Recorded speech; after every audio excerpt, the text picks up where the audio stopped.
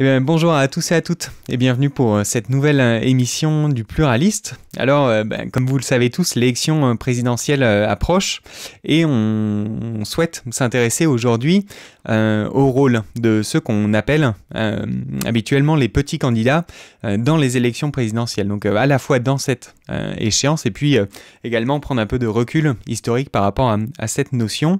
Alors, est-ce que ces candidats sont voués à l'oubli au fur et à mesure que le temps passe, ou est-ce qu'à l'inverse, ils peuvent, dans certaines occasions, être aux avant-postes des évolutions de la société?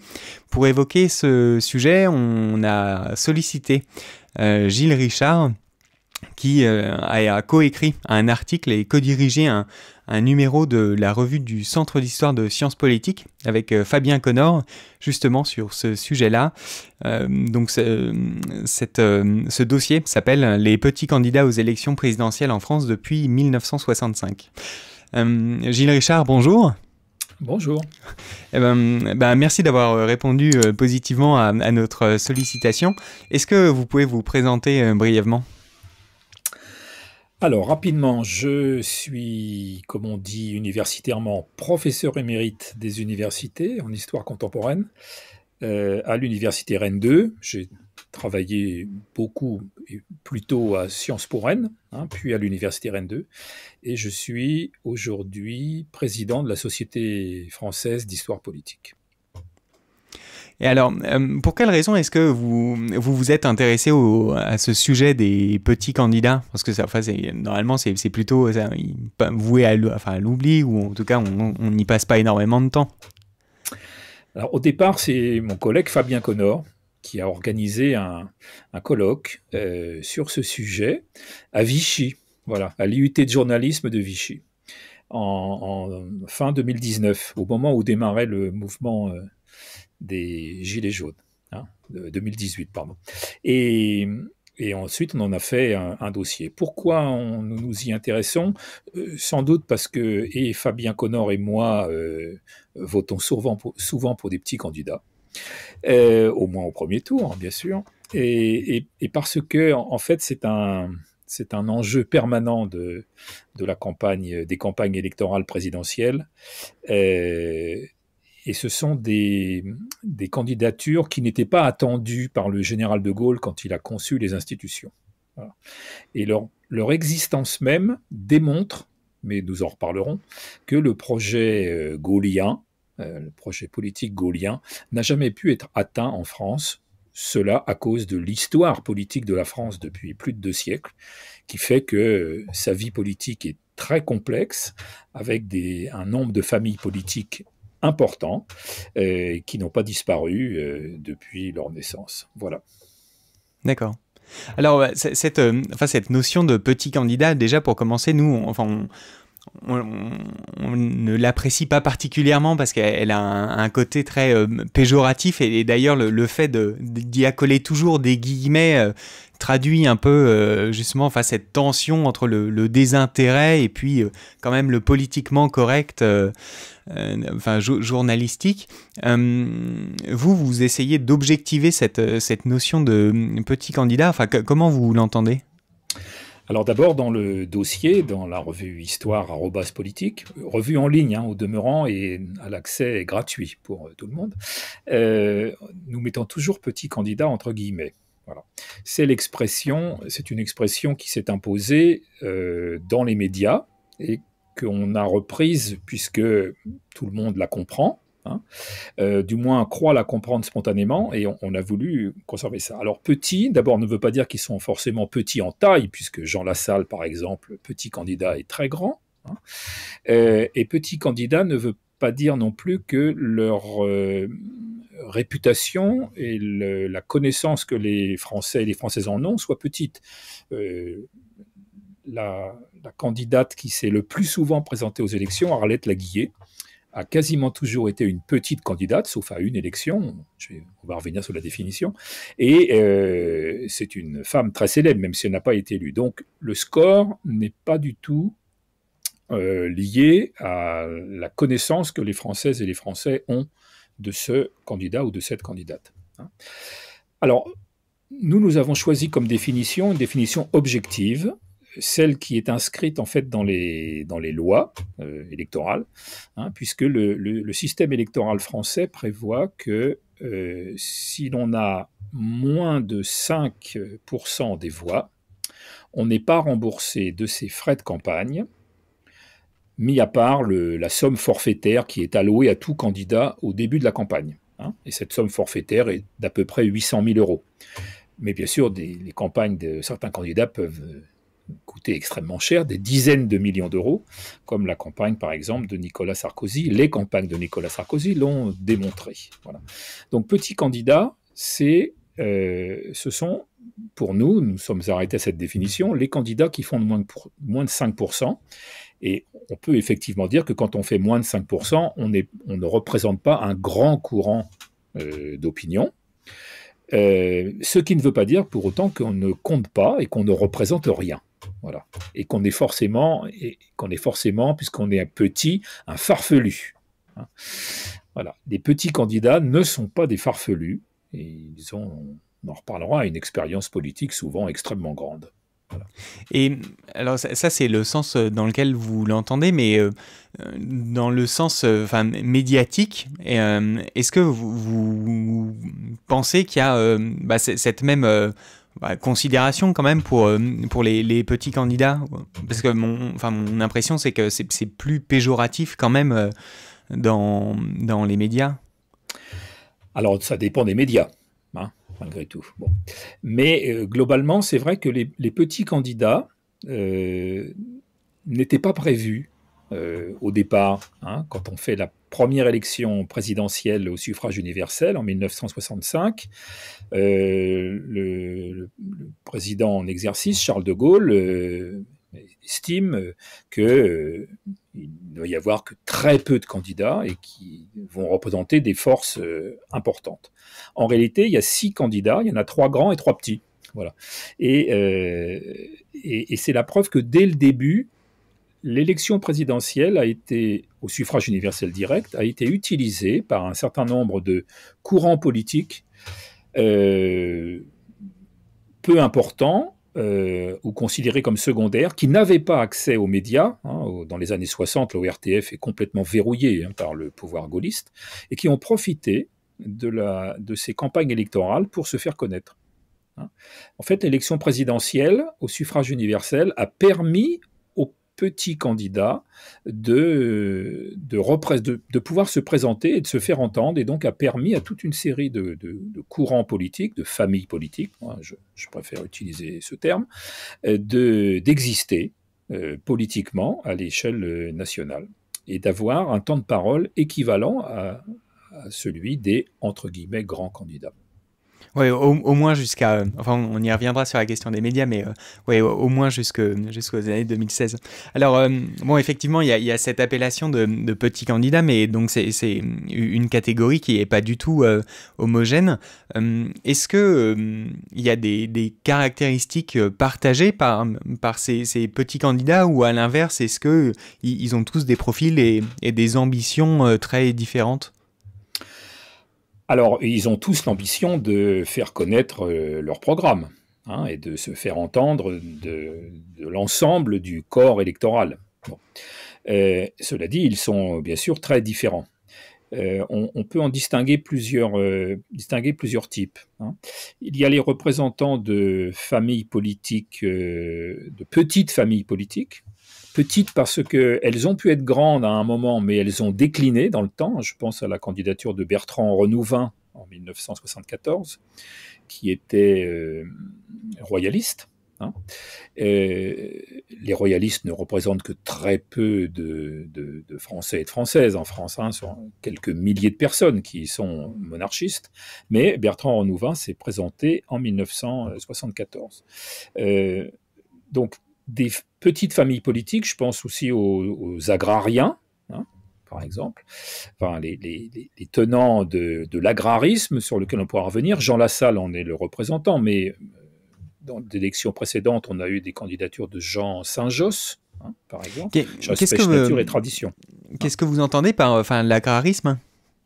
Alors, les agrariens, c'est une famille politique sûrement la moins étudiée de toutes les familles politiques en France, mais qui naît au tournant du 19e et du 20e siècle, et qui est d'abord structurée par des grands propriétaires terriens d'origine monarchiste, mais qui ont renoncé à l'idée de restaurer la monarchie, et qui décident de défendre leurs positions, les positions qu'ils occupent dans les campagnes encore. C'est des propriétaires de grands domaines qui influencent par le métayage ou le fermage des dizaines, voire des centaines de paysans, et qui décident d'organiser la petite paysannerie dans leur mouvance pour défendre une France, à leurs yeux, traditionnelle, parce que rurale, au moment où l'industrialisation de la France devient considérable et s'accélère.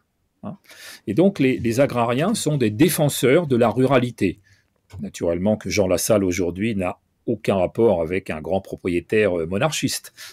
Mais ce sont des gens qui défendent un mode de vie qui repose sur la ruralité et l'histoire longue des campagnes françaises. La France ayant été un pays où les paysans étaient majoritaires dans les actifs jusqu'au Second Empire. D'accord. Et où la population rurale était majoritaire en France jusqu'à 1928. Voilà. C'est l'année où ça bascule. Voilà. Parmi ces grandes familles politiques dont le poids décline et qui sont aujourd'hui considérées comme petits candidats, vous classeriez également le Parti communiste ? Alors bien sûr, parce qu'on voit dans le temps, puis on va même pouvoir classer les socialistes aux prochaines élections. Les familles politiques ont une histoire qui n'est pas toujours ascendante. Les monarchistes ont dirigé la France à plusieurs reprises au XIXe siècle. Aujourd'hui, ils seraient bien incapables même de faire élire un député. Donc, les familles politiques naissent à tel ou tel moment de l'histoire de la France pour répondre à des questions qui se posent à un moment donné. Mais l'histoire continue, la société évolue, les rapports de force changent, et ces familles politiques peuvent donc entrer en déclin. Voilà. Et se recomposer, les membres de ces familles, les citoyens et les citoyennes, décidant de voter pour d'autres candidats. Il n'y a guère que, de nos jours, que les libéraux, qui sont une famille dominante et constamment importante du début jusqu'à la fin. Voilà. Vous pensez, par rapport à ce que vous disiez sur le Parti communiste, sur le Parti socialiste, pardon, vous pensez que les grands médias, alors je pense par exemple au Monde ou Le Figaro, appliqueront vraiment la catégorie de petite candidate à Anne Hidalgo, par exemple, si elle fait moins de 5%? Peut-être qu'ils ne l'appliqueront pas, mais Anne Hidalgo tombera sous le coup de la loi qui veut que, à moins de 5%, les frais de campagne ne sont pas remboursés. Comme elle aura fait une campagne chère, qui dépassera les 800 000 €, eh bien, elle contribuera à ruiner un peu plus son parti et donc à le tirer vers le gouffre. Voilà. Alors, dans les stratégies, dans les tendances ascendantes et descendantes, il y a aussi l'inverse, la tendance ascendante avec les Verts, par exemple, et la première candidature de René Dumont, par exemple, en 73. 74, oui. 74, pardon. Et le Front National. Oui, tout à fait. Alors, les familles politiques ne sont pas toutes nées au même moment. Quand on sort de la Révolution, il y a 4 grandes familles. Là, il y a les monarchistes pour les Bourbons, favorables aux Bourbons, d'autres qu'on appelle les orléanistes, donc qui sont plutôt des adeptes de la monarchie à l'anglaise. Il y a les bonapartistes, et puis il y a les républicains. Mais à partir de la fin du XIXe siècle, vont apparaître d'autres familles. Les socialistes, les nationalistes, les anarcho-syndicalistes ou les syndicalistes révolutionnaires.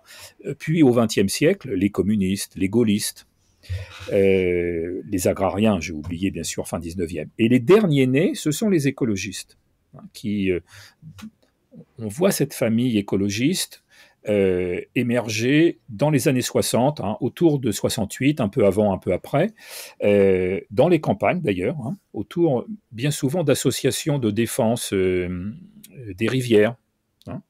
Et ce sont en fait des individus qui, une génération plus tôt, auraient été classés dans les agrariens, hein. Et c'est sur la base de la défense de la ruralité au moment des Trente Glorieuses qui laminent les campagnes et qui laminent notamment les haies, hein, qui séparent les champs des bocages, et qui polluent les rivières et qui polluent l'atmosphère, que va émerger une nouvelle famille politique qui pense que le problème d'avenir numéro un pour la société, c'est le rapport de la société à son environnement. Voilà. Et donc les derniers nés, ce sont les écologistes, qui n'ont jusqu'à maintenant jamais dépassé les 5%, sauf en 2002 avec Noël Mamère, qui a fait un tout petit peu plus de 5%. Peut-être que Yannick Jadot fera un peu plus de 5%, mais il est possible aussi qu'il fasse un peu moins de 5% au train où vont les choses. Ça veut dire que pour vous, l'émergence, en France en tout cas, d'un nouveau courant politique, ça doit forcément passer par une candidature à la présidentielle ? Non, pas du tout. La candidature à la présidentielle, ça vient après. René Dumont se présente en 1974, mais dès les années 60, il y a des associations de défense de la nature, hein, qui se regroupent entre elles. La naissance des Amis de la Terre, une chronique dans Harakiri sur ces questions d'environnement. Donc il y a une espèce de réseau, hein, d'associations et d'individus, de personnalités qui, en analysant la situation de la société à un moment, pensent qu'un nouveau problème émerge, une nouvelle question se pose et qu'il va falloir y répondre. Voilà. Et à partir de là, un petit noyau se forme qui va être une force politique et qui va convaincre plus ou moins une partie de la société. Les convaincus, ça va être les écologistes, la famille écologiste, hein, avec en noyau dur le parti, pour les écologistes adeptes des tendances et du fractionnisme, les partis, bien souvent, hein, qui vont les porter les revendications et essayer de souder, de mobiliser cette nouvelle famille politique. Mais en tout cas, c'est un passage obligé. C'est un passage obligé, manifestement, à cause de la Ve République, qui fait de l'élection présidentielle l'élection centrale. Une famille née au XIXe siècle ou au début du XXe n'a pas besoin de passer par l'élection présidentielle, puisqu'elle ne compte pas. Ce sont les parlementaires qui élisent le président. Donc, avant la Ve République, la structuration politique d'une famille politique, elle passe par les candidatures aux élections législatives et sénatoriales. La conquête d'un groupe au Parlement. D'accord. C'est la Ve République qui qui modifie les rapports de force entre l'exécutif et le législatif. Et est-ce que vous vous êtes intéressé également à des candidats qui auraient souhaité se présenter à la présidentielle mais n'ont pas pu recevoir les 500 parrainages? Là, par exemple, le parti animaliste qui a été créé il y a moins de 5 ans, 5 ans si ma mémoire est bonne, a cette volonté de s'ancrer dans le paysage et présent, a créé d'ailleurs un peu la surprise aux élections européennes. Vous voyez ça comme un amorçage d'ancrage dans le paysage politique ou ça passe pas dans le spectre? Vous vous concentrez vraiment sur ceux qui rassemblent les parrainages? Alors dans le dossier qu'on a bâti sur ces petits candidats, on ne s'est intéressé qu'à ceux qui étaient candidats. C'est-à-dire ceux qui ont déjà passé tous les obstacles, hein, qui sont déjà des vainqueurs, puisqu'ils ont déjà franchi tous les obstacles qu'on a mis sur leur chemin pour se présenter. On peut aussi considérer que le fait que le parti animaliste n'arrive pas à obtenir ses parrainages est la preuve qu'il a encore du mal à vraiment se définir, hein, et il n'y a pas forcément encore une famille animaliste, on va dire, hein, une famille politique animaliste en France, tout simplement parce qu'il y a concurrence. Hein, ça peut être considéré comme une espèce de dissidence de la famille écologiste, ou un morceau de cette famille écologiste, mais les animalistes peuvent aussi avoir un lien avec les agrariens, d'une certaine manière. Hein. Un Jean Lassalle n'est pas pour les grandes fermes, les élevages industriels, les fermes en Bretagne de 1200 truies, etc. Hein. Et donc, c'est le signe que ce parti a encore du mal à se placer, à trouver sa place dans le système partisan et dans les rapports de force politiques. Et est-ce que l'élection présidentielle et le fait de se présenter peut aussi avoir un intérêt pour les candidats à titre individuel?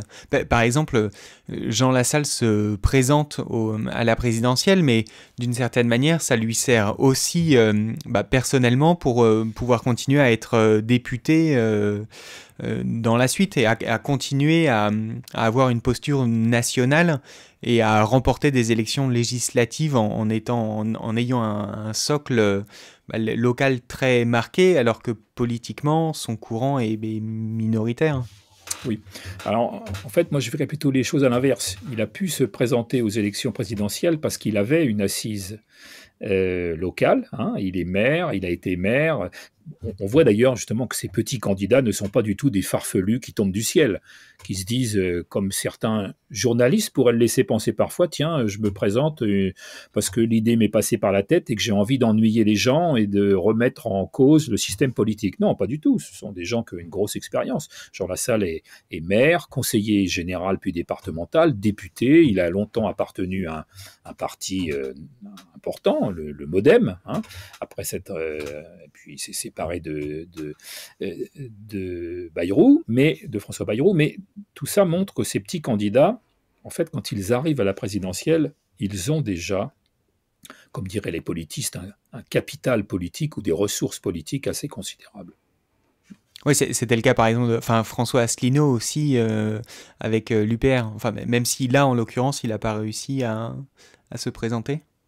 Oui, bien sûr. Et puis, dans les petits candidats aux dernières élections, on remarque sur les 6 petits candidats aux dernières élections, il y en avait 3 qui étaient énarques, par exemple. Donc, voilà encore, ce ne sont pas des nouveaux venus, ce sont des individus qui ont une véritable expérience de la politique, de l'État, de l'administration.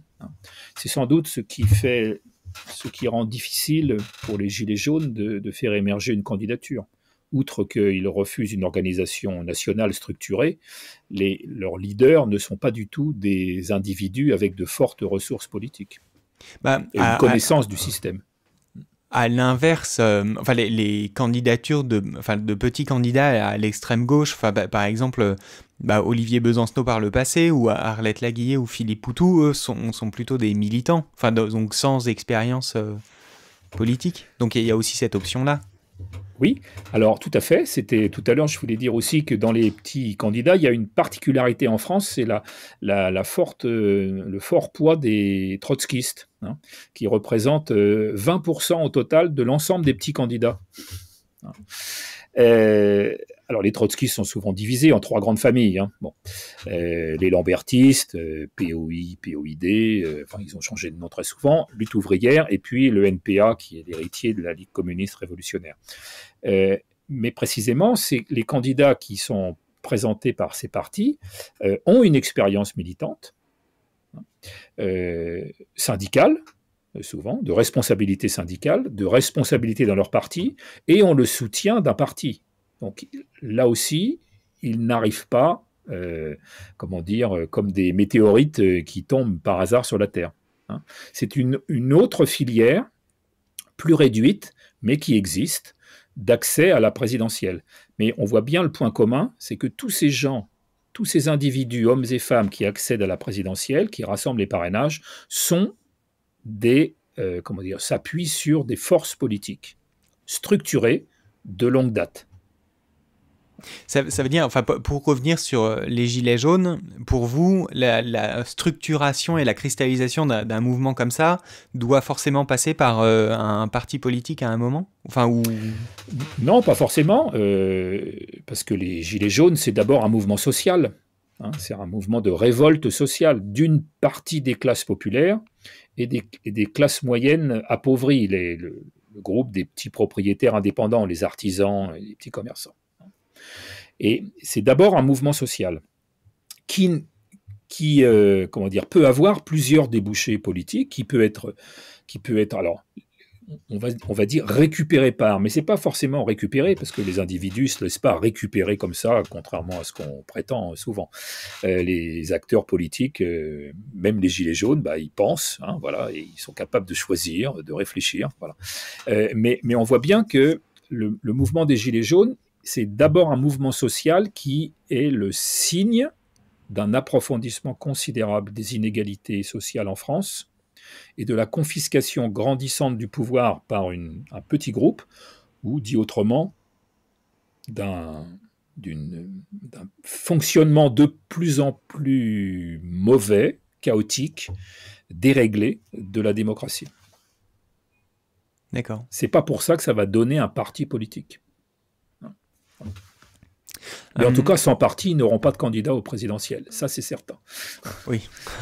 Mais ils ne le cherchent peut-être pas non plus, hein, sauf quelques individus pour se faire valoir. Mais là, le système des parrainages est terrible. Il bloque.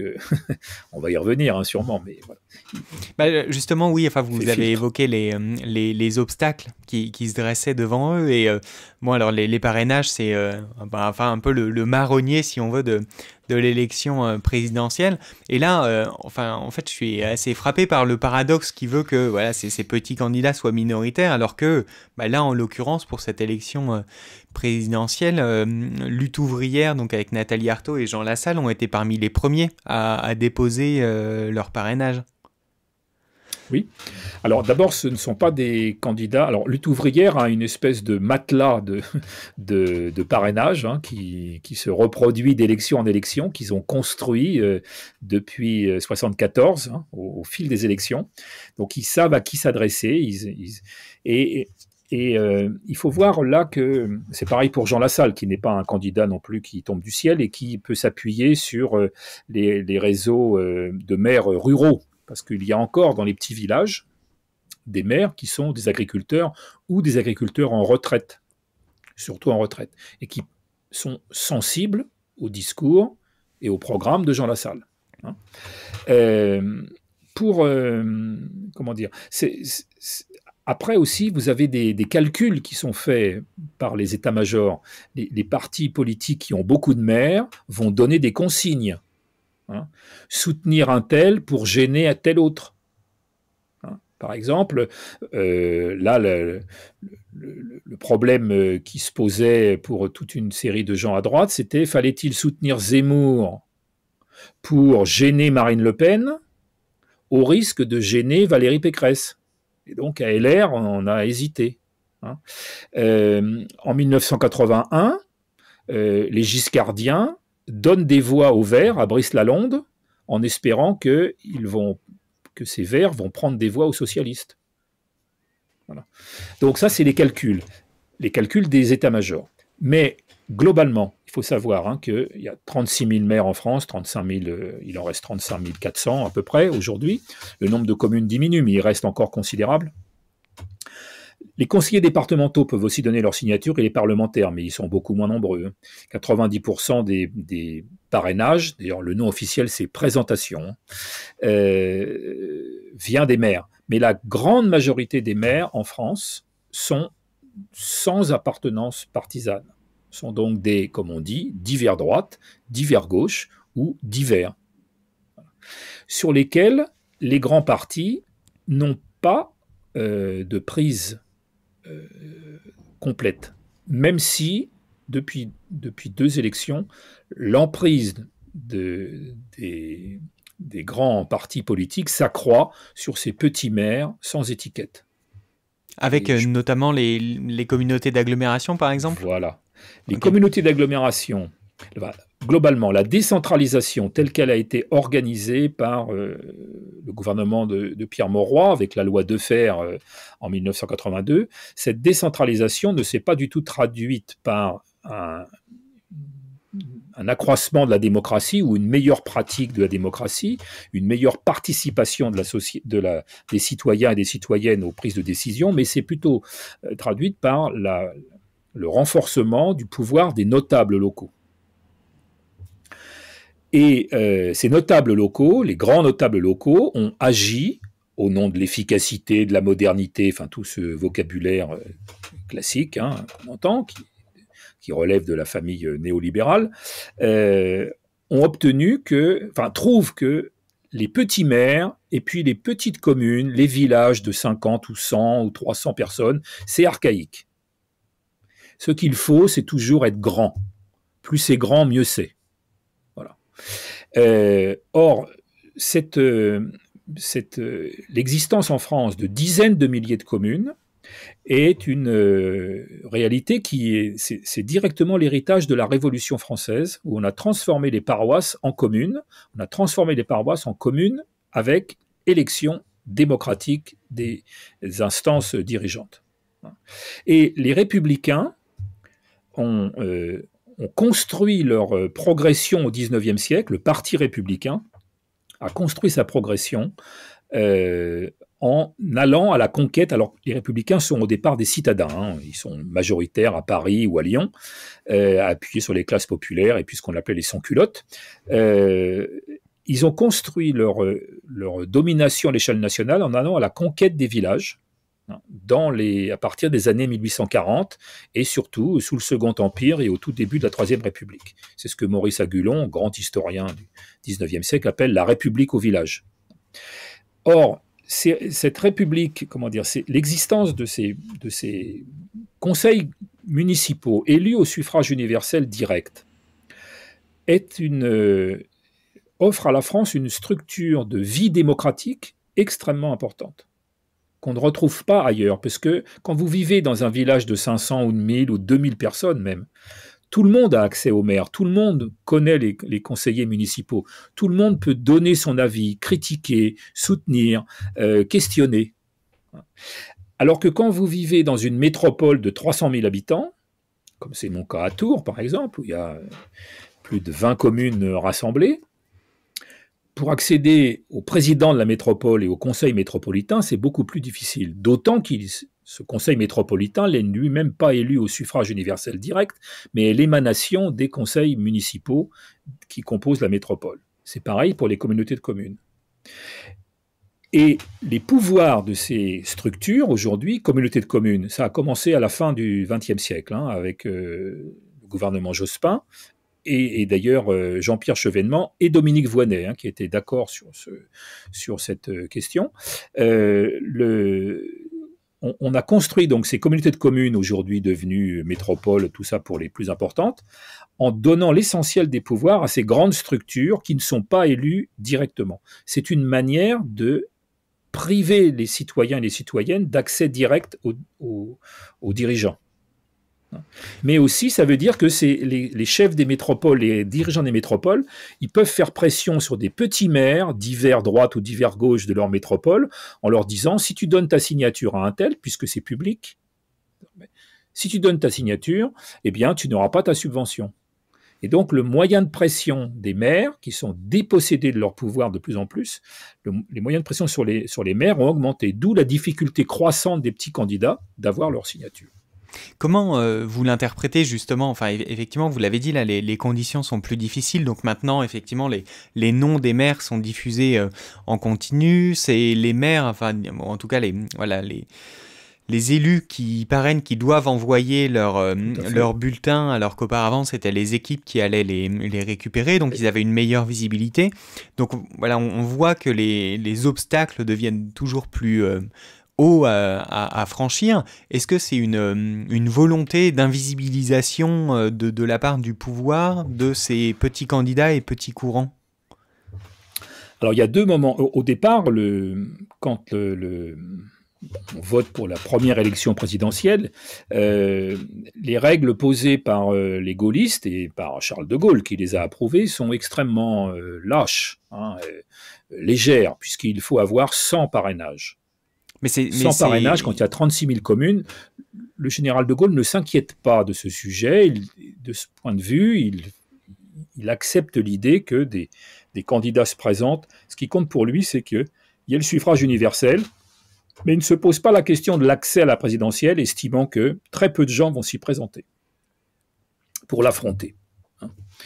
D'ailleurs, il pense qu'il y a tellement peu de gens qui vont l'affronter qu'il décide de ne même pas faire campagne au premier tour. Il refuse de parler à la télévision dans les temps d'antenne prévus. Voilà. Bon, entre les deux tours, par contre, il fait campagne, parce qu'il a été mis en ballottage. Mais à 45% quand même, ce ne sera pas le cas du mis en ballottage cette fois-ci, sans doute. Mais c'est avec Valéry Giscard d'Estaing qu'on se pose la question de durcir les règles, parce qu'aux élections de 1974, il y a eu 12 candidats au présidentiel, et non pas 6 comme il y avait avant, 12 candidats, dont des candidats un peu gênants, si je peux dire, pour le pouvoir à une époque où on entre dans l'ère du chômage de masse, puisque vous avez eu l'apparition d'Arlette Laguillet, vous avez René Dumont et les écologistes, et une candidature d'Alain Crévin aussi, qui fait moins que Arlette Laguillet, et donc des petits candidats qui inquiètent le pouvoir parce qu'ils peuvent diviser les voix, attirer des électeurs qui ne vont pas aller sur les grands partis. Et donc on durcit la règle en mettant 500 parrainages. Mais cette règle n'empêche pas les petits candidats d'avoir leur parrainage, puisqu'ils ont des structures militantes derrière eux. Ça devient simplement plus compliqué, mais ils les obtiennent. Pas toujours. Jean-Marie Le Pen, en 1981, n'obtient pas ses parrainages, et il appelle à voter pour Jeanne d'Arc. Voilà. Et là, le fait que les règles se soient durcies à nouveau en 2016, et est-ce que c'était une nécessité? Quelle était la volonté derrière... qu'avait François Hollande en portant cette mesure-là? François Hollande en accord avec les Républicains. Tout le monde était d'accord sur ce thème. En fait, on est à un moment de crise des deux grands partis, le PS et UMP devenus les Républicains, qui ont prétendu dans les années 2000 installer une espèce de bipartisme en France, sans que ça fonctionne, puisque la vie politique française est trop complexe pour se réduire à deux partis. Voilà. Et ces partis étaient en plus en crise. Le PS en crise avec les frondeurs, et LR aussi en crise avec le combat Fillon-Copé, etc. Je passe les détails. Et cette fragilisation des deux grands partis a donné l'idée, pour éviter qu'elles s'accroissent, de durcir les règles pour qu'il n'y ait pas trop de petits candidats qui viennent prendre des voix à ces deux grands partis. C'est mon hypothèse. Je n'ai pas encore eu accès aux archives présidentielles, les réunions avec le cabinet ou avec les ministres, premiers ministres, pour décider de ça et avec quels arguments on a avancé. Mais c'est une hypothèse crédible. Le deuxième obstacle qui a été mis aux petits candidats, c'est le fait que l'égalité de traitement a été réduite à 2 semaines. Dans les médias, dans la campagne électorale. Sinon, ça s'appelle l'équité. Et comme l'équité, c'est un mot différent d'égalité, eh bien, il faut penser que l'équité n'est pas l'égalité. Voilà. Alors, pour finir sur le système des parrainages, vous pensez qu'il faudrait le modifier? Peut-être passer sur des parrainages citoyens, ou revenir à une version antérieure avec l'anonymat, par exemple, des parrains? Alors, je pense que, là je réagis en tant que citoyen, je pense qu'il est bon qu'il y ait un filtre, que tout le monde précisément ne puisse pas se présenter, avoir 800 000 € pour faire campagne alors qu'il n'a rien à dire, ou qu'elle n'a rien à dire. Bon. Donc qu'il y ait un filtre en soi ne me dérange pas, mais que ce filtre empêche les représentants des familles politiques de s'exprimer, ça c'est un problème. Donc on peut imaginer 2 mécanismes. On peut très bien imaginer de maintenir le système des présentations par 500 maires, mais avec anonymat des maires, ce qui modifie complètement la donne. D'accord. Parce que les maires des petites communes sont... pour avoir, dans une vie antérieure, fait de la recherche de parrainage pour un candidat, et est allé voir les maires, vous avez accès à des individus qui sont extrêmement variés, hein, et qui sont le plus souvent soit des retraités qui ont été des agriculteurs, etc., soit des gens qui travaillent encore. Et donc, qui ont un vrai contact avec la société, qui connaissent leur village, les habitants de leur commune et tout. Bon. Ça, c'est un système. Soit on invente un système de parrainage citoyen. Alors, plus difficile techniquement à mettre en place, parce qu'il faut vérifier les signatures, et puis il reste à trouver le seuil. Est-ce qu'on décide que c'est 10 000 citoyens et citoyennes? Est-ce que c'est 100 000? Est-ce que c'est 1 million? C'est évident que si on met 1 million, là, ça va être rédhibitoire pour beaucoup. Hein. Si on met 10 000, c'est sans doute pas assez. Voilà. Bon. Mais en tout cas, le système actuel pourrait très bien être conservé si les maires signaient de façon anonyme. Et d'accord. Et alors là, pour revenir, maintenant sur les relations avec les médias, est-ce que au fil du temps, vous notez, je sais pas, une différence de traitement des petits candidats dans les médias? Parce que effectivement, au tout début de la Ve République. Alors à la fois, donc c'était, si ma mémoire est bonne, 2 heures de temps de parole dans les émissions à la télévision et à la radio, et même, je crois, l'obligation pour les médias de s'assurer que l'audience serait comparable, pour justement éviter, comme aujourd'hui, de diffuser des candidats la nuit. Est-ce que ça contribuait à crédibiliser peut-être les candidats dans les médias? Alors, le problème, c'est que les médias, entre 1965 et aujourd'hui, c'est totalement différent. Oui, aussi. Dans les années 60, la télévision est tenue par l'État gaulliste. De même, la radio publique. Par contre, il y a des radios concurrentes, les postes périphériques, et d'abord Europe 1 et RTL. Mais la presse quotidienne et hebdomadaire est beaucoup plus abondante et beaucoup plus diverse à cette époque-là. C'est d'ailleurs, et n'est pas gaulliste, dans sa grande majorité. Cette presse n'est pas gaulliste. Les gaullistes ne tiennent pas la plupart des journaux. Donc, ils tiennent d'autant plus à la télévision et à la radio d'État. Et on introduit d'ailleurs la publicité, en 1968, on introduit la publicité à la télévision dans un but très technique. Il s'agit, c'est fait au printemps 68, avant les grèves et les manifestations. Ça consiste, le but, c'est de prendre une grande part de la publicité pour la verser du côté de la télévision et donc la retirer aux journaux et affaiblir les journaux qui vivent de la publicité et pas suffisamment de leur lectorat. Donc, l'introduction de la publicité à la télévision, c'est d'abord une opération politique, mais qui va modifier ensuite la donne. Aujourd'hui, on a une presse écrite qui est très affaiblie, qui est plus qu'avant tenue par un très petit nombre de grands hommes d'affaires. C'était déjà le cas avant, il y en avait déjà avant, mais proportionnellement moins. Et la radio et la télévision sont complètement différents, puisqu'on a libéré les ondes sous le gouvernement Fabius, les radios se sont multipliées, les télévisions aussi, etc. Donc quand on dit les médias, il faut savoir desquels on parle. Voilà. Et donc le fait que, la manière dont les médias traitent les petits candidats est très variable selon les médias. Voilà. Les grands médias nationaux, grands journaux et principaux postes de radio et grandes chaînes de télévision vont assez systématiquement privilégier les candidats des grands partis. Mais il y a des failles dans ce système et il peut y avoir d'autres médias qui vont soutenir tel ou tel petit, entre guillemets, candidat. Vous avez évoqué justement le fait qu'on soit passé du principe alors de l'égalité à celui de l'équité.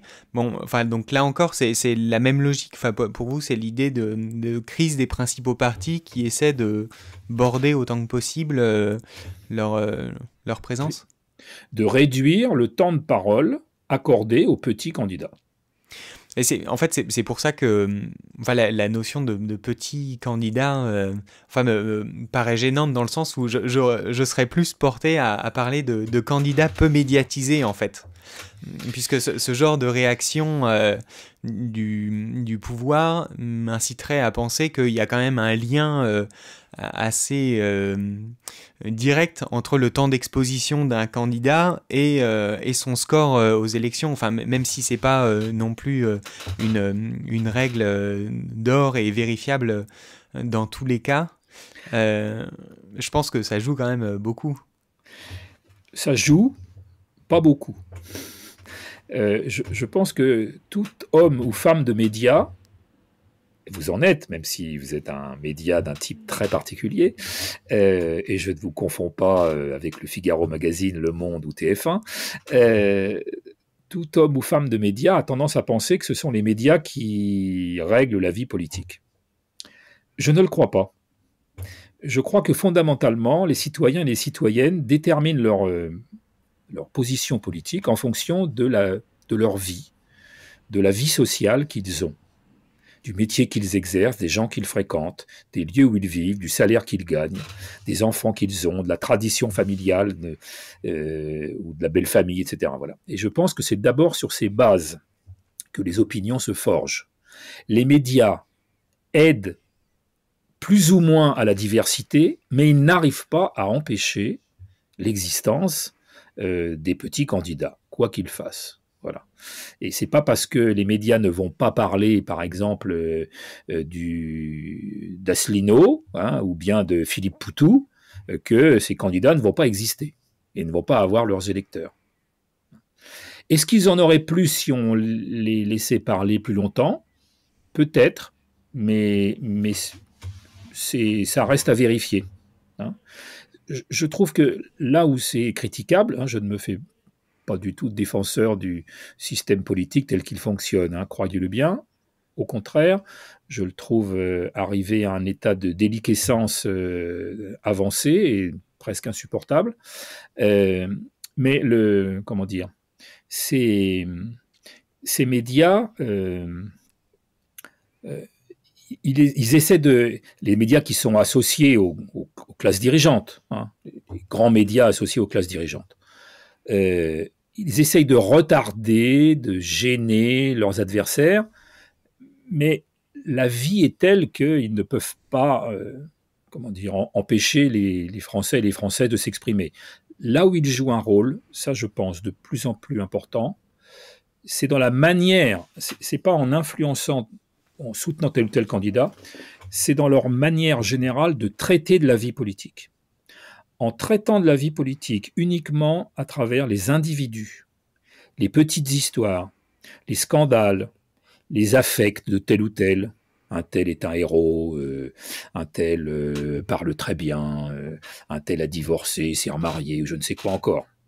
Donc cette manière de présenter la vie politique uniquement réduite au cercle dirigeant et aux individus en faisant de la psychologie de comptoir, j'exagère à peine, c'est une manière de rebuter les citoyens et les citoyennes, de les empêcher de comprendre les enjeux.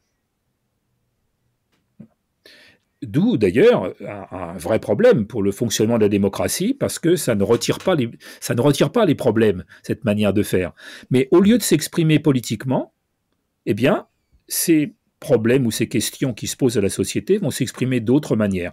La crise des Gilets jaunes en est l'exemple particulièrement net. On essaie de contrôler la vie politique complètement pour taire les conflits, les problèmes, les inégalités. Eh bien, on bouche un trou d'un côté et ça éclate de l'autre, si je peux dire, familièrement. Donc les médias jouent un rôle ont consciemment ou inconsciemment, ont une fonction de dépolitisation des classes populaires et d'une partie des classes moyennes.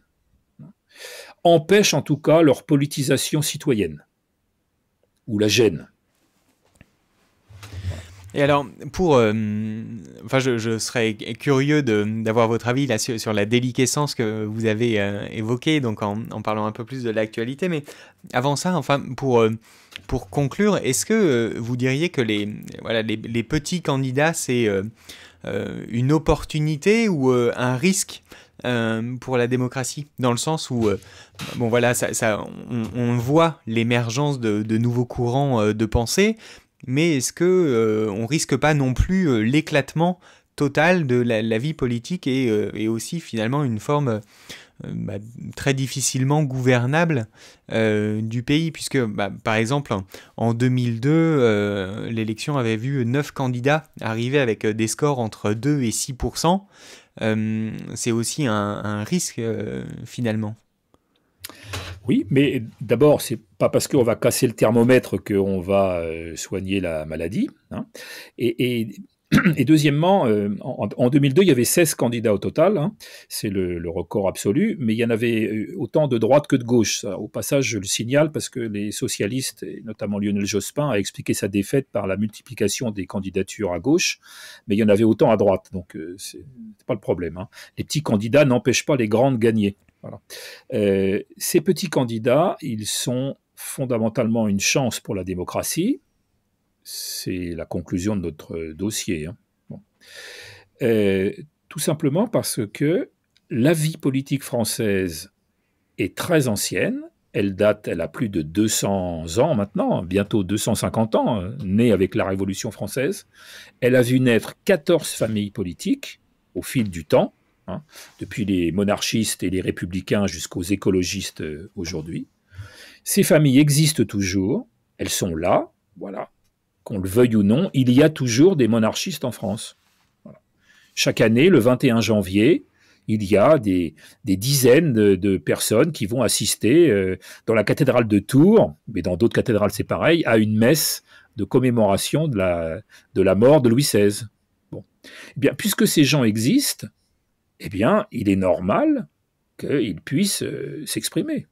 Voilà. Et c'est pas parce qu'on va les empêcher, qu'on va nier leur existence, qu'ils n'existeront pas pour autant. Donc, le fait qu'il y ait 12 candidats, 12, 13, 14, hein, eh bien, c'est tout à fait logique, ça correspond à peu près au nombre de familles politiques qui existent en France, avec des poids, naturellement, politiques extrêmement variables. Hein. Mais des poids aussi qui évoluent, puisque le PCF était à presque 30% à la Libération. Hein, et aujourd'hui, voilà, peut-être 3% pour Fabien Roussel. Donc il y a des évolutions. Hein. Mais ce n'est pas pour autant qu'on va empêcher les communistes de s'exprimer. Ils existent toujours, il y a un parti communiste, il y a des électeurs et des électrices communistes. Et donc qu'il y ait des petits candidats est une chance pour la démocratie. Ça entretient le débat. Oui, c'était dans le dossier. J'étais surpris par rapport à la candidature de Marcel Barbu en 1965. C'était donc un candidat qui déjà à cette époque-là avait mis en avant l'idée d'un référendum d'initiative populaire. Donc c'est vrai qu'à certains égards, on peut dire qu'ils sont aux avant-postes parfois de la société de demain, des revendications sociales. Voilà. Et René Dumont, en 1974. Marcel Barbu, c'est le prototype du candidat qui a été érigé par les grands médias en candidat farfelu. Mais Marcel Barbu n'était pas du tout un farfelu. Voilà. C'était un patron d'un type un peu particulier, parce que c'était un patron social, il avait créé une coopérative. Hein. C'était un patron coopérateur, donc social. Résistant, déporté, élu local, candidat aux législatives à la Libération, et qui est une espèce d'abbé Pierre laïque, hein, dont la vie, à partir des années 50, se réoriente sur la question du logement social. Comment construire des logements sociaux en banlieue parisienne pour les pauvres. Et d'ailleurs, à ce titre, il se met à dos et les gaullistes et les communistes qui veulent rester maîtres de ces logements sociaux pour leur clientèle politique.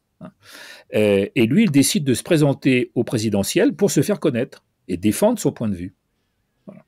Et donc, c'est tout sauf un farfelu. Alors, c'est vrai qu'à un moment, pas habitué, il a pleuré à la télévision. Voilà. Bon. Il s'est mis à défendre les chiens battus. Mais les chiens battus, c'était par comparaison avec les personnes, les Français et les Françaises maltraitées. Hein, voilà. Et donc, il a été réduit au rôle d'un candidat farfelu, mais il ne l'est pas. Il n'y a pas de candidat farfelu parmi les petits candidats. Voilà. Ils ont tous un programme politique, une expérience politique, des soutiens politiques, plus ou moins larges, qui font qu'ils méritent de se présenter au présidentiel pour exposer leur programme. Et alors, si on s'intéresse maintenant au contexte présent, vous avez parlé de déliquescence du régime actuellement en place et du fonctionnement des institutions. Qu'est-ce qui vous choque le plus à l'heure actuelle à ce sujet-là, pour porter ce diagnostic? Alors, la Ve République d'aujourd'hui n'est pas celle du général de Gaulle. Tout le monde se réclame du général de Gaulle, ce qui ne coûte pas cher puisqu'il est mort, il ne peut rien dire. Et il ne peut plus rien dire. Mais le régime a beaucoup évolué et est devenu, un régime dans lequel les contre-pouvoirs qui ont pu exister longtemps n'existent quasiment plus. Le président de la République a beaucoup plus de pouvoir que le général de Gaulle s'en était attribué. Du temps du général de Gaulle, les premiers ministres gouvernaient. Georges Pompidou, c'est lui qui mène la politique. Les élections législatives le mettent plus ou moins en difficulté. Hein. Il a été renversé par une motion de censure en 1962. Vous allez me dire, c'est la seule qui a fonctionné, mais il n'empêche que ça existait. Hein. À partir du moment où on inverse le calendrier électoral et on réduit le mandat à 5 ans, on fait du président de la République le chef du gouvernement. Il cumule donc les pouvoirs de président arbitre et de chef du gouvernement. Il cumule tous les pouvoirs sans véritable contrepoids puisque l'Assemblée est élue dans la foulée de son élection et est désormais dominée par un parti majoritaire absolu, ce qui n'existait pas avant. Hein. Avant, il y a très peu de moments où un groupe est majoritaire. Ça existe en 68 pour les gaullistes, en 81 pour les socialistes, mais sinon, on a toujours des gouvernements de coalition. Coalition dit débat, discussion, compromis entre différentes forces. Voilà. Désormais, on a un président qui a tous les pouvoirs. Un président qui plus est, qui est autoritaire, hein, et qui peut s'appuyer sur toute une série de dérives politique de restriction des libertés publiques qu'on a pu constater depuis le quinquennat de François Hollande, avec la multiplication des décrets instaurant et renouvelant l'état d'urgence. Hein. Et puis, on l'a vu là, dans la crise du Covid, une chose absolument extraordinaire, jamais vue hein, jusque-là. La conduite de la politique de santé dans le cadre du Conseil de défense de la sécurité nationale. C'est-à-dire une instance qui est régie par le secret défense, dont les archives seront inaccessibles pendant 50 ans au minimum, hein, et donc une instance dont les décisions, les documents qui ont servi à prendre les décisions, les débats internes, les votes indicateurs, les votes pour voir comment les décisions se prennent à l'intérieur d'un réunion, tout ça est secret défense. Et qui y porte atteinte relève de la justice et peut être lourdement condamné. Est-ce que la politique de la santé méritait cela, lutter contre un virus? Est-ce que ça doit se faire de cette manière? À mon avis, non. Voilà. Après, on pourrait passer sur les décisions qui ont été prises, hein, mais je ne m'étends pas là-dessus. Je parle uniquement de la manière dont la politique a été menée, du cadre dans lequel ça a été mené. On n'a jamais vu une chose pareille. Et à cela, il faut ajouter le fait que l'État républicain, avec ces fonctionnaires qui passent des concours, est aujourd'hui en train de disparaître, puisque depuis le quinquennat de Nicolas Sarkozy, les ministères sont systématiquement doublés par des conseils des entreprises de consultants privés, bien souvent anglo-saxonnes, qui prennent les décisions à la place des fonctionnaires et qui imposent leur point de vue. Et qui imposent comme premier point de vue de privatiser, supprimer des fonctionnaires et privatiser les activités de l'État et des services publics. Vous avez quoi comme élément pour dire que leur préconisation prévaut sur les avis du ministère ?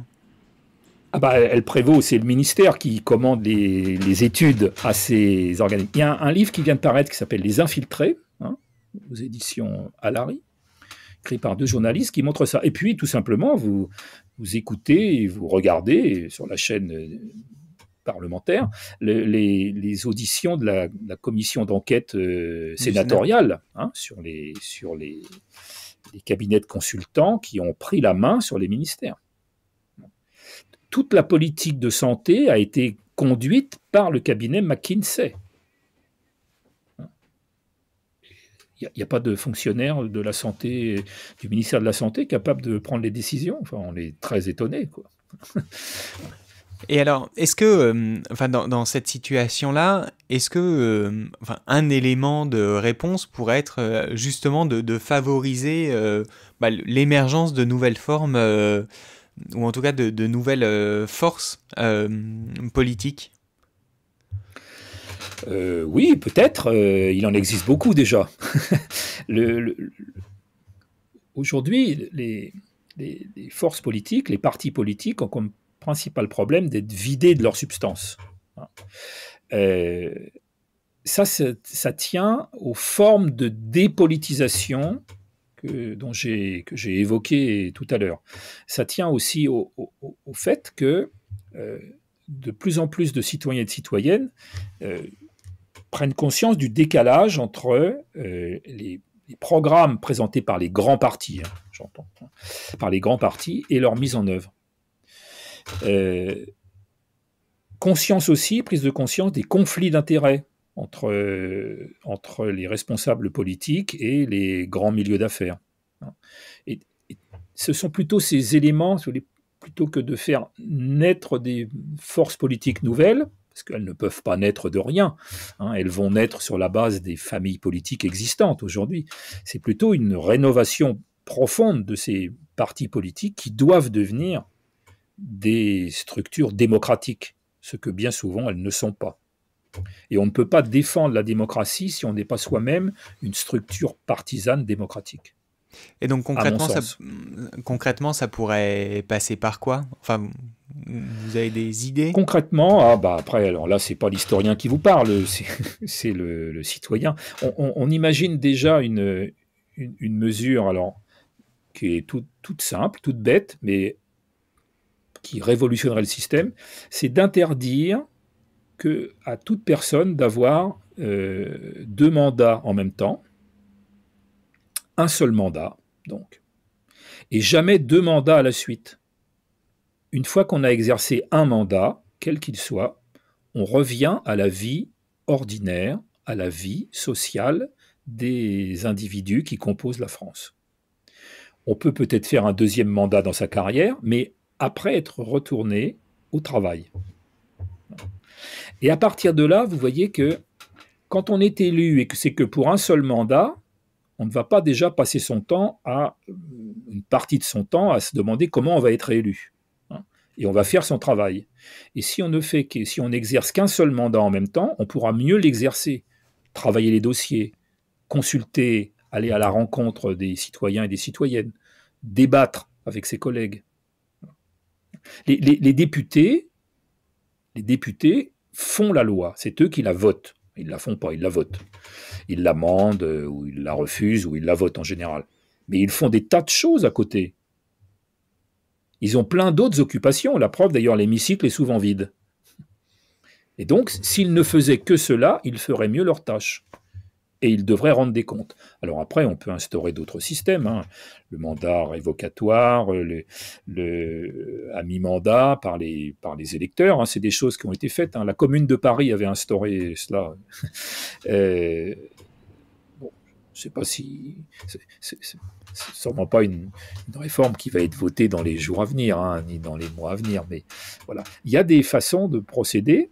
Vous imaginez, plus il y a d'individus qui ont participé à la direction de la cité ou du pays, hein, en exerçant tel ou tel mandat, plus ces gens sont nombreux, eh bien, plus ils sont conscients des problèmes qui se posent, des obstacles pour résoudre les difficultés, des attentes de la société, des moyens d'agir concrètement. Et ça, c'est vraiment c'est la clé pour que finalement tous les citoyens et les citoyennes soient à la fois dans leur vie, à la fois citoyens gouvernés et gouvernants. C'est ça l'idéal. Est-ce que, alors je reviens, Marcel Barbu, en 1965, il émettait l'idée aussi que tous les candidats qui ont pu se présenter à l'élection présidentielle puissent, voilà, une fois par mois, venir à la télévision pour pouvoir exposer leurs idées, leur vision de la société et des solutions. Les règles du pluralisme dans les médias à l'heure actuelle, c'est des règles qu'il faudrait modifier également, pour vous, pour justement favoriser, donner plus de place à ces petits candidats? Déjà, c'est sûr que quand le président de la République est interrogé par 2 ou 3 journalistes, il ne craint pas les questions compliquées, hein, puisque tout a été préparé à l'avance. On pourrait dire d'ailleurs que le quinquennat d'Emmanuel Macron a fait franchir un seuil encore avec ce que tout le monde a appelé le grand débat, hein, qui a suivi ou qui a accompagné et qui a éteint la révolte le mouvement des Gilets jaunes. Ce grand débat est le contraire d'un débat. C'est-à-dire qu'en fait, le président a fait le tour de la France en parlant 5 heures, 6 heures, 7 heures, encore plus que Fidel Castro parfois, ou que Léonid Brejnev, pour exposer ses solutions, mais sans que jamais un véritable débat ne s'instaure à égalité avec lui et entre lui et d'autres. Et donc le grand débat, c'est le prototype du faux débat. Mais par contre, hyper médiatisé. Et donc, si débat il doit y avoir, il doit être organisé de la manière absolument contraire. Par contre, on peut très bien imaginer une chose intéressante proposée par le président Emmanuel Macron, c'était la convention citoyenne, hein, avec des citoyens tirés au sort.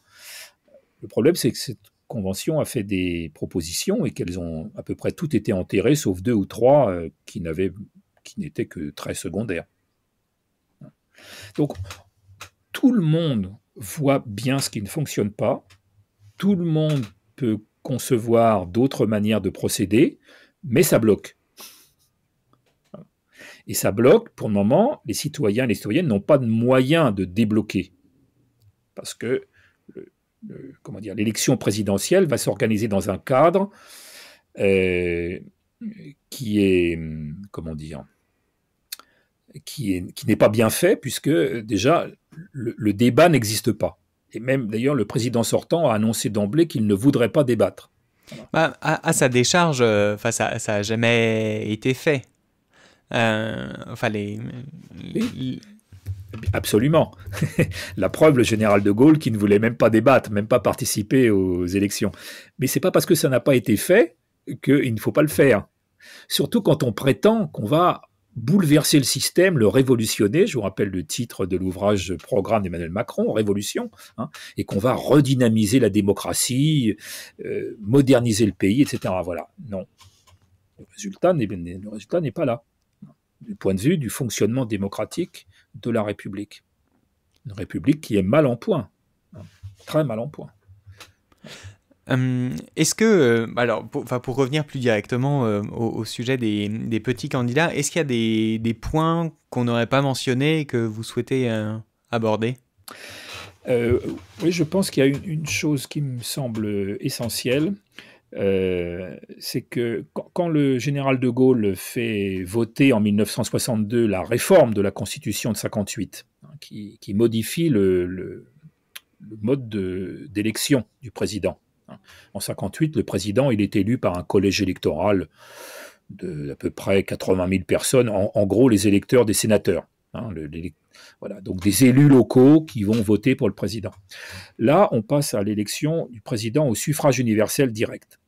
Le général de Gaulle est persuadé, c'est ce qu'il veut d'abord, il veut que le président soit l'élu de la majorité des Français, représentant la nation directement par-delà l'Assemblée, le Sénat, les assemblées locales. Il doit être l'élu, il doit représenter la majorité de la population. Or, depuis 1965, jamais un président n'a eu au premier tour, car de Gaulle estimait qu'il serait élu dès le premier tour, il ne comptait même pas qu'il y aurait un second tour. Il n'y a jamais eu d'élection du président au premier tour, parce que les familles politiques sont complexes et nombreuses, et qu'il n'y a aucun individu capable d'incarner à lui tout seul la majorité des Français et des Françaises. Et à partir de ce moment-là, les petits candidats sont le caillou dans la chaussure, dès le départ du général de Gaulle, qui est mis en ballottage. Et ces petits candidats, ils rappellent à tout le monde que la France est diverse, que la société est diverse, et que les familles politiques françaises sont nombreuses, et qu'on doit d'abord débattre entre elles et leur permettre de s'exprimer. Très bien. Alors, pour conclure, une question. Qu'est-ce que ça évoque pour vous, le pluralisme?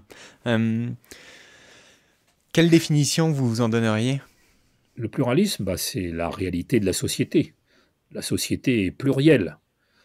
La société est constituée d'individus qui occupent des fonctions très différentes par leur métier, qui habitent dans des lieux extrêmement différents. Entre quelqu'un qui habite à Paris et quelqu'un qui vit dans un petit village de Lozère, il y a un monde. Elle est diverse par les âges, par les préoccupations. Voilà. Et la vie politique est à l'image de cela. Voilà. Et donc le pluralisme, c'est, je dirais, la nature même de la société. Toute société est pluraliste et le meilleur système politique existant, possible, est celui qui va permettre de traduire ce pluralisme dans les décisions politiques. Très bien. Écoutez, si vous n'avez rien à ajouter, je vous remercie, Gilles Richard, de nous avoir accordé cet entretien. Moi aussi, je vous remercie de m'avoir invité. Avec plaisir. Au revoir. Au revoir.